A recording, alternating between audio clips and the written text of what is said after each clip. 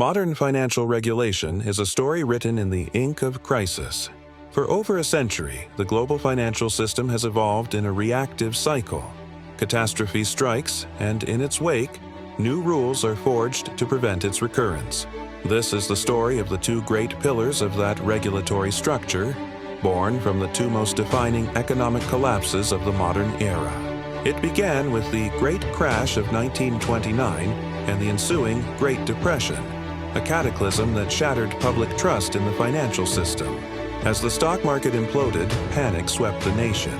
Over 9,000 banks failed, wiping out the life savings of millions of ordinary Americans and plunging the country into a decade of hardship.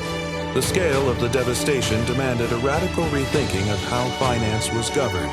In response, the U.S. Congress passed the landmark Glass-Steagall Act of 1933. Its core principle was simple but revolutionary. It mandated a strict separation between commercial banking, which handles everyday deposits and loans, and the far riskier activities of investment banking. This created a firewall, a barrier meticulously designed to protect the savings of ordinary people from the speculative gambles of Wall Street traders. For decades, this system provided a foundation of stability, ushering in an era of unprecedented economic growth and prosperity. But as financial markets grew more complex, interconnected, and globalized, the pressure to deregulate mounted. A powerful narrative emerged, arguing that the old rules were stifling innovation and competitiveness. The firewall established by Glass-Steagall was gradually chipped away, culminating in its full repeal in 1999. The walls that had separated Main Street from Wall Street were torn down, setting the stage for the next great cataclysm.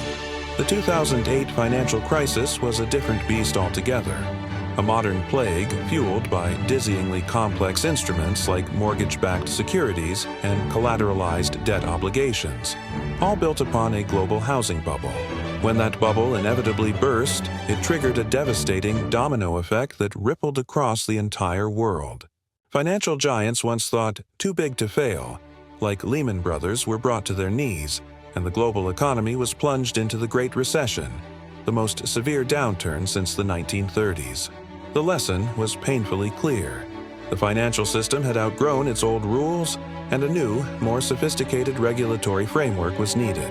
The response was the Dodd-Frank Wall Street Reform and Consumer Protection Act of 2010. This colossal piece of legislation, one of the most comprehensive financial reforms in history, aimed to directly address the systemic risks that had led to the collapse.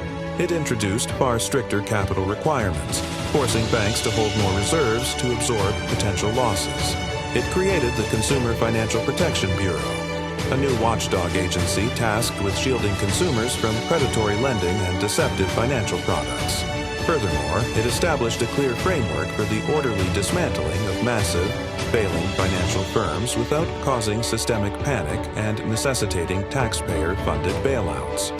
From the ashes of the Great Depression to the fallout of the 2008 meltdown, the history of financial regulation is a constant, dynamic struggle to keep pace with the relentless forces of innovation and the timeless patterns of human nature. Each crisis exposes new vulnerabilities and unforeseen weaknesses, and each subsequent reform represents a determined attempt to build a stronger, more resilient financial system for the future.